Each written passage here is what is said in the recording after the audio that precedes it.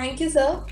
We definitely enjoyed the session. The video that you suggested and shared with all of us was quite provoking, and it did. I think throughout your presentation, we there was a lot of points where we had to think and reflect, and actually, dig a little deeper about what exactly are we doing and what is our mission, and vision as educators. So I definitely enjoyed the session, and now we open the platform to the participants. The participants can start posting the questions on the chat box or use the activity section for the same. And I'm sure Mr. Tekin will be happy to assist us with the queries. Meanwhile, sir, there's a lot of appreciation for your session till now, as we have people who are in complete agreement with you, and also Vatsala Singh has said that as lifelong learners, it is important that we unlearn, relearn, reflect, and then learn again. So yes, you have definitely, sort of picked up the educator in all of us today, and that I think is very, very important. So audience, looking forward to your questions now. Yes, so we have the first question right now. Selva Salvage is asking, what is your opinion on children choosing 100% of what they learn? What I understand from the question is the students will choose what they want to learn, everything. Maybe I cannot accept 100%, but 90% I can accept. I think the children, after a maturation level, should have the right to choose what they are going to learn. This is what schools are for. That's my opinion. But first of all, at the beginning, in the kindergarten level or in the first years of primary school, I think some basic concepts and basic information should be given. After that period, I think the students has to have the right to choose what they are going to learn. This will motivate them, this will pop out their creativity, and this won't kill their enthusiasm about education and their future. I 90% agree, Selva, about what she has written for the question. I agree with you, sir. I think it is up to us to at least help the students get a sample, a little bit of exposure, a little bit of experience of what the world has to offer. And after that, they can, once they have experienced certain things, they can then, maybe pick what they like and move ahead with it. But I think as educators, it is our responsibility that that exposure and that openness is something that we have to provide day in and day out. With that, we move on to our second. Sorry, yes, sir. You're saying something? No, I'm just reading the questions, and I want to share one of my experience. In my previous school, which was a school for high talented students, a high school, full boarding school, I observed that this teacher and the principal and the school should only prepare a safe environment for the students. They know what to do, they know what to ask, they know what to research, and they know what to learn. And the only thing that the teachers and the school itself is to serve among the students' needs. And I enjoyed it a lot, and I saw that what I was thinking was right, and it was applied there. That's why I strongly believe that the school, the teacher, the principal, the other personnel has the role just to help the students in the field that they are willingly to work on. That was my experience in the high talented school. Thank you, sir, for sharing that with us. Narendra Bayana has a second question of the evening. He's asking, can you specify any 21st century skills with reference to the online education and the webinar meetings / classes? Of course, this period is a new period. We didn't experience this before. It's not easy to teach a subject and skill at the same time on online platforms. When I look to Turkey, as I mentioned before, we have a centralized curriculum which we have to teach to the students. And this is a very heavy loaded curriculum.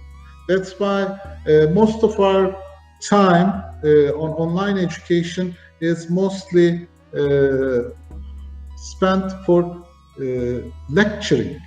We don't have enough time to do skill training programs among online education. But somehow we have to all think about what we can do online also to develop the skills for the 21st century. We have some applications like we divided students into groups. Most of our homeworks and projects are given to group of students to let them collaborate to each other. Most of the homeworks are given to the students. At the end, they have to present it individually online, or they have to take videos about it to promote their presentation skills. We are trying our best.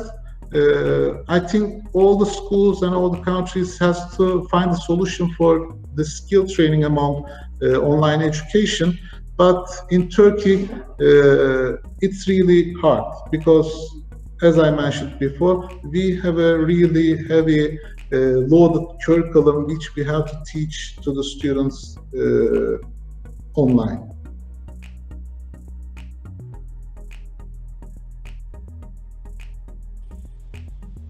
Thank you, sir. That was quite insightful, and definitely it was a very valid question as well, especially during today's times, and not only during today's times.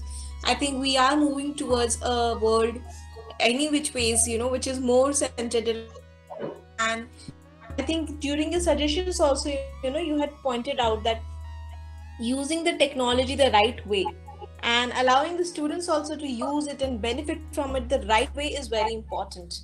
And that is where like how you said that those skills would come.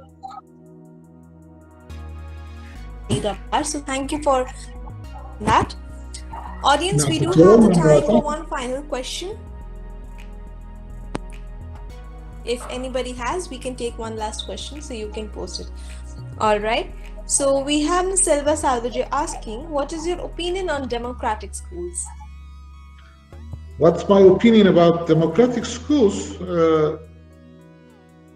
I think there should be no opinion about this. I think all the schools has to be democratic. I think all the students, parents, teachers has to have a thought about what's going on, and everybody must have the right to give an impact in schools' vision, mission, and the goals. In my schools that I work, I strongly give importance to parent-teacher association. I strongly give importance to student council. I always have meetings with these groups. I always set meetings together with the PTA and student council together.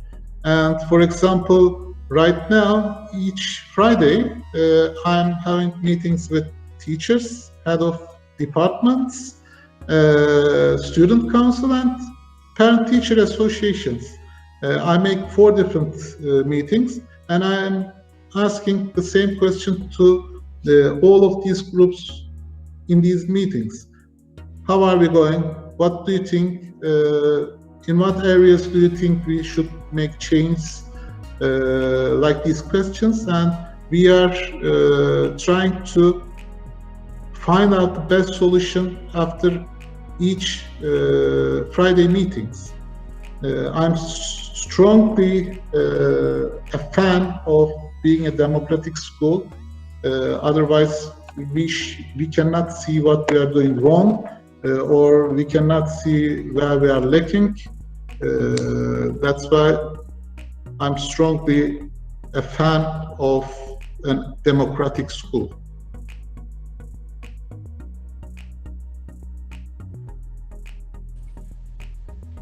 Thank you, sir. That was very wisely answered, if I could put it like that. So, audience, I think we are still good on time. So, in case there's any questions that anybody of you wants to ask, still, I think we can still take one more question. Sir has been quite crisp and precise with the way he has answered. Very clear. That is something that I appreciate quite a lot, and that does leave us a time for just one final question in case anybody has.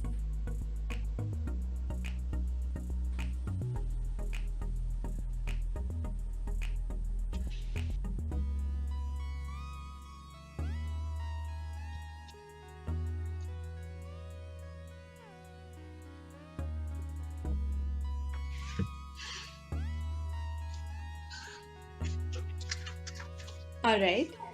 So, okay. So, I think we do not have any more questions coming in. Thank you, sir, for such a comprehensive and very informative and to a certain extent a very applicable session. At no point did I feel that it was too complicated. At no point did I feel that it was too hi-fi. You know, that what you were saying. All of them seemed such simple concepts, such important concepts. Yet, like I said in the beginning, they were quite thought-provoking. Thank you. Okay, we do have actually one more question. If you are okay, can I present it to you? How do you meet the state standards in your school? Yes. Do you mean, Sarah, do you mean the government standards? Yes, sir. I'm assuming she refers to the state curriculum based specifications that are required. It's not a question in our country. We have to meet the state standards. We have to apply it 100% in our schools. But if we are applying IGCSE or IB, this is a plus to the state standards. We are doing the state standards 100% plus the IB standards or IGCSE standards. None of the schools in Turkey has the right to skip some of the standards of the government. That's not a question mark in our country. We have to apply what is said. If you want to apply something extra, that should be an extra application. Thank you, sir. I must say that I feel that it is then definitely a very intelligently designed curriculum, which would address so many aspects of not only academic development from so many, like I said, the government perspective, the IB perspective, but also, you know, as it was very much highlighted during your session, the life skills perspective, which is very important. So thank you for that. Thank you, sir, for joining us today, and it was definitely our honor to hear you and learn so many things from you. Like I said, and it will definitely, I know that it will all be applied in a phased manner, but it will definitely work out, because like I said, you had simplified things so very well for us. That is something that we appreciate a lot. It was a pleasure for me. Thank you. All right, audience. So that was for today's session. Tomorrow we will meet again for one final session of this beautiful series. I'll see you tomorrow at 5 o'clock.